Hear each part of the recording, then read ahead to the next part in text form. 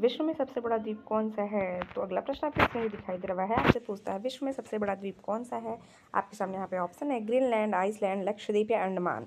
तो विश्व के सबसे बड़े द्वीप की अगर बात करें फ्रेंड्स, तो वो क्या है? जहाँ पे जो आपका ऑप्शन सही होता है वह है आपका ऑप्शन ए ग्रीनलैंड। आपका ऑप्शन ए यहाँ पे सही होता है, ऑप्शन ए ग्रीनलैंड। नेक्स्ट प्रश्न की तरफ बढ़ते हैं फ्रेंड्स। नेक्स्ट प्रश्न आपकी स्क्रीन पे जो है वह है आपसे पूछ रहा है विश्व में सबसे बड़ा नदी द्वीप कौन सा है? विश्व में सबसे बड़ा नदी द्वीप कौन सा है? तो आपके सामने यहाँ पे चार ऑप्शंस दिए गए हैं फ्रेंड्स। चारों ऑप्शन में आपसे पूछ रहा है हैटफील्ड द्वीप या मांजुली द्वीप या आपका है बनाला नल द्वीप या है आपका उमानंद द्वीप। तो आपका ऑप्शन यहाँ पे सही होता है वह है आपका विश्व का सबसे बड़ा नदी द्वीप की बात हो रही है। तो आपका वहाँ जो ऑप्शन सही होता है फ्रेंड वह है आपका ऑप्शन बी मांजुली द्वीप। तो यह प्रश्न आपका जो है बहुत ही ज़्यादा इंपॉर्टेंट है, क्योंकि द्वीप से रिलेटेड जो प्रश्न आता है तो अक्सर आप कई कई एग्जाम्पल से सबसे बड़ा द्वीप कौन सा है, तो आपको ध्यान रखना सबसे बड़ा नदी द्वीप अगर पूछेगा तो आपको मांजुली लगाना है। नेक्स्ट प्रश्न की तरफ बढ़ते फ्रेंड। नेक्स्ट प्रश्न आपकी स्क्रीन पर जो है वह है आपसे पूछता है विश्व का सबसे बड़ा पक्षी कौन सा है? विश्व के सबसे बड़े पक्षी की अगर बात करें तो वह कौन सा है? आपके सामने यहाँ पे ऑप्शन है एमू, शुतुरमुर्ग, मोर या फिर बाज। तो विश्व के सबसे बड़े पक्षी की अगर बात करें तो वह है आपका ऑप्शन बी शुतुरमुर्ग। ऑप्शन बी शुतुरमुर्ग, क्योंकि शुतुरमुर्ग पक्षियों की श्रेणी में आते हैं। नेक्स्ट प्रश्न की तरफ बढ़ते हैं फ्रेंड। नेक्स्ट प्रश्न आपकी स्क्रीन पर है वह आपसे पूछता है कौन सी नदी इंग्लैंड के लंदन शहर से होकर बहती है? ऐसी कौन सी नदी है जो इंग्लैंड के लंदन शहर से होकर बहती है? तो आपका उत्तर यहाँ पर जो सही होता है फ्रेंड वह आपका कौन सा है? नदी सेवरन, टेम्स नदी या फिर नदी सेवरन या उपयुक्त में से कोई नहीं। तो आपसे यहाँ जो प्रश्न पूछ रहा है कि कौन सी नदी इंग्लैंड के लंदन शहर से होकर बहती है, तो इस प्रश्न का जो ऑप्शन यहाँ पे बिल्कुल सही और सटीक है वह है आपका ऑप्शन बी टेम्स नदी। अगले प्रश्न की तरफ बढ़ेंगे फ्रेंड। अगला प्रश्न आपकी स्क्रीन पर है वह है आपसे पूछता है विश्व की सबसे बड़ी दीवार कौन सी है? विश्व की सबसे बड़ी दीवार कौन सी है? बर्लिन की दीवार, चीन की महान दीवार या फिर कुंभलगढ़ की दीवार या फिर इजराइल फिलीपींस की दीवार। तो बताइए आप सभी, आपसे यहाँ पूछा जा रहा है कि विश्व की सबसे बड़ी दीवार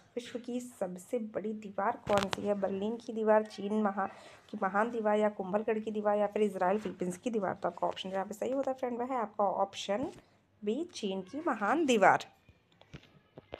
नेक्स्ट प्रश्न की तरफ बढ़ेंगे फ्रेंड। नेक्स्ट प्रश्न आपकी स्क्रीन पर जो है वह है आपसे पूछ रहा है, चलिए इसको यहाँ पे मैं थोड़ा सा ऐसे पास में करें ताकि आप देखते रहिए।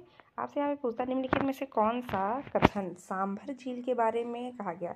तो सबसे पहले आपको पता होना चाहिए कि सांभर झील है कहाँ पे। आप सभी कमेंट सेक्शन में जाइए और कमेंट करके बताइए कि सांभर झील जो है वह भारत के किस राज्य में। चलिए मैंने आपको इतना हिंट दे दिया कि जो सांभर झील है ये आपके भारत में है। भारत में वो किस राज्य में है ये सभी आप कमेंट सेक्शन में जाके कमेंट करिए। तो आपसे यहाँ पे एक कथन पूछता है कि इसमें कथन कौन सा सत्य है। ध्यान दीजिएगा, सत्य की बात कर रहा है। तो सांभर झील के बारे में सत्य क्या? पहला आप पूछता है ये भारत की सबसे ऊंची झील। दूसरा आपसे पूछता है क्या ये इसका गठन एक धूमकेतु के हाइपर हाइपर वेलेस प्रभाव के कारण किया गया था? यह अरब सागर में गिरता यह भारत की सबसे बड़ी अंतर्देशीय नमक झील है। तो इस प्रश्न का जो ऑप्शन बिल्कुल सही और सटीक होगा फ्रेंड, यहाँ पे थोड़ा सा दिख भी रहा है, इसका ऑप्शन आप समझ चुके हैं। यहाँ पे ऑप्शन डी बिल्कुल सही होता है। सांभर झील ये खारे पानी की झील है। खारे से तात्पर्य है आपकी नमक की झील। तो यह भारत की सबसे बड़ी अंतर्देशीय नमक झील है। तो आपको मैं बता देना चाहती हूँ सांभर झील आपके कहाँ पे है। आप सभी कमेंट सेक्शन में जाके बताइए। नेक्स्ट क्लास में आपको बताती हूँ सांभर झील आपकी कहाँ पे है। अगले प्रश्न की तरफ बढ़ते हैं फ्रेंड। अगला प्रश्न आपकी स्क्रीन पर है वह आपसे पूछा राजस्थान के कालबेलिया लोकगीत और नृत्य को किस सांस्कृतिक विरासत की प्रतिनिधि सूची में शामिल किया गया था? राजस्थान का जो एक कालबेलिया नृत्य होता है जिसमें ये सांप के तरीके से नाचा जाता है, तो ये आपका वहाँ का एक लोकगीत और नृत्य है। यह सांस्कृतिक विरासत की प्रतिनिधि सूची में कब शामिल किया गया? 2012, 2017, 2010 या 2015। इस प्रश्न का जो ऑप्शन सही और एकदम सटीक है वह है आपका ऑप्शन सी 2010। नए प्रश्न की अगर बात करें फ्रेंड, तो नया प्रश्न आपकी स्क्रीन पर जो है वह है आपसे पूछता है नई दिल्ली के लोटस टेम्पल का डिज़ाइन किस देश के वास्तुकार के द्वारा डिज़ाइन किया गया था? नई दिल्ली के लोटस टेम्पल का डिज़ाइन किस देश के वास्तुकार द्वारा डिज़ाइन किया गया था? आपके सामने ऑप्शन है जर्मनी, ईरान, यूएई, जापान। तो लोटस टेम्पल के डिज़ाइन के वास्तुकार का पूछा जाए तो वो किसने किया, कहाँ के किया था? तो किया था आपके ईरान के। नेक्स्ट प्रश्न आपकी स्क्रीन पर है फ्रेंड वह आपसे पूछता है निम्नलिखित में से थोड़ा सा यहाँ पे मैंने किया और यहाँ पे आपको आंसर पहले से ही हो चुका है फ्रेंड, तो कोई नहीं, मैं फ्रेंड यहाँ पे इसको पढ़ देती हूँ। निम्नलिखित में कौन सी एशिया की दूसरी सबसे बड़ी कृत्रिम झील है? कृत्रिम झील का मतलब होता है ये मानव निर्मित झील है। तो पहले आप यहाँ बातों को समझिए। कृत्रिम झील का मतलब होता है जो मानव निर्मित झील हो। तो आपसे यहाँ पे ऑप्शन है उड़ीसा का चिल्का झील, असम का चंदमुबी झील, या आंध्र प्रदेश का कोलुरु झील, या राजस्थान का डेवर झील। तो कृत्रिम झील की बात कर रहे हैं यहाँ पे, आपको ऑप्शन पहले ही दिख गया है, तो ऑप्शन डी यहाँ पे बिल्कुल सही और सटीक होता है, राजस्थान के डेवर झील। नेक्स्ट प्रश्न की तरफ बढ़ते फ्रेंड। नेक्स्ट प्रश्न आपकी स्क्रीन पर है, वह है आपसे पूछा भारत के किस पड़ोसी देश की आधिकारिक भाषा मंदारिन है।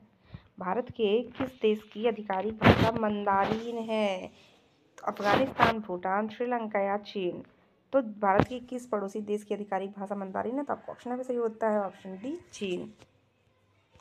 नेक्स्ट प्रश्न की बात करें फ्रेंड। नेक्स्ट प्रश्न आपकी स्क्रीन पर, विश्व में चाय का सबसे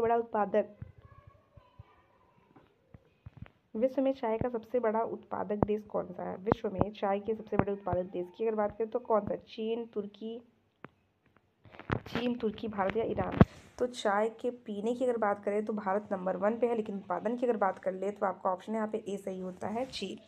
नेक्स्ट प्रश्न की तरफ बढ़ते फ्रेंड। नेक्स्ट प्रश्न आपकी स्क्रीन पर है, चीन पर शासन करने वाला अंतिम शाही राजवंश कौन सा था। अंतिम शाही राजवंश, मिंग राजवंश, युआन राजवंश, किंग राजवंश या सुई। तो आपका ऑप्शन यहाँ पे सही होता है, ऑप्शन सी किंग राजवंश। तो लगातार चल रही है प्रश्नों की चयन में अगला प्रश्न आपकी स्क्रीन पे जो है वह आप फ्रेंड देखते हुए चलिए। यहाँ पे कुछ इंपॉर्टेंट जो है पॉइंट भी दिए रहते हैं, तो उस पॉइंट को आप जरूर से जरूर देख लीजिएगा। चलिए बढ़ते हैं अगले प्रश्न की तरफ। अगला प्रश्न आपकी स्क्रीन पर है, चीन में मानव निर्मित दुनिया का सबसे लंबा जलमार्ग क्या है। चीन में मानव निर्मित दुनिया का सबसे लंबा जलमार्ग क्या है। दुनिया का सबसे लंबा जलमार्ग जो कि मानव निर्मित अर्थात कृत्रिम है। कोरिंथ नहर, कील नहर, सुजौ नहर या फिर ग्रैंड कैनाल। ग्रैंड कैनाल का मतलब यहाँ कैनाल को नहर को इंग्लिश में कैनाल ही कहते हैं। आपका ऑप्शन बिल्कुल सही हो सटीक है, ऑप्शन डी। चीन में मानव निर्मित दुनिया का सबसे लंबा जलमार्ग का क्या नाम है, तो वह है आपका ग्रैंड कैनाल। नेक्स्ट प्रश्न की तरफ बढ़ते हैं फ्रेंड। नेक्स्ट प्रश्न आपकी स्क्रीन पर है, वह है आपसे पूछता है,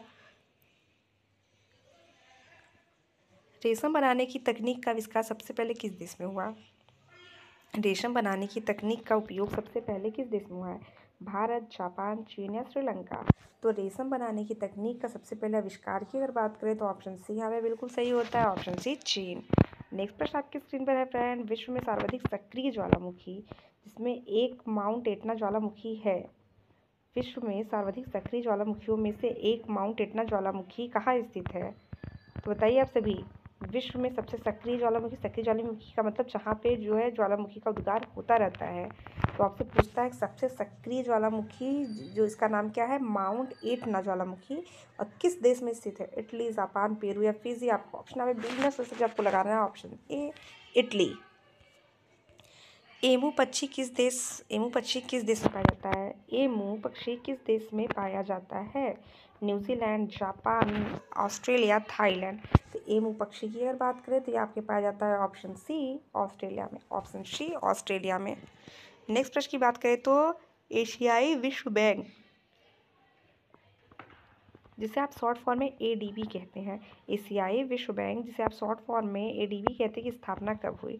तो एशियाई विश्व बैंक की स्थापना की अगर बात करें फ्रेंड तो आपका क्या 20 दिसंबर 1978, 25 दिसंबर 1980, 19 दिसंबर 1966 या 19 दिसंबर 1959।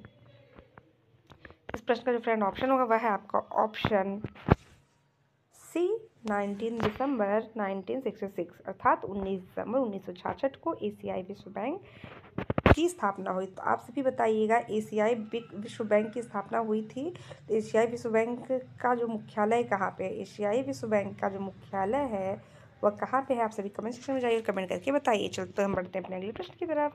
अगला प्रश्न आपकी स्क्रीन पर है फ्रेंड, न्यू डेवलपमेंट बैंक के कितने देश हैं। न्यू डेवलपमेंट बैंक के कुल कितने देश हैं, 25, 12, 9 या 5।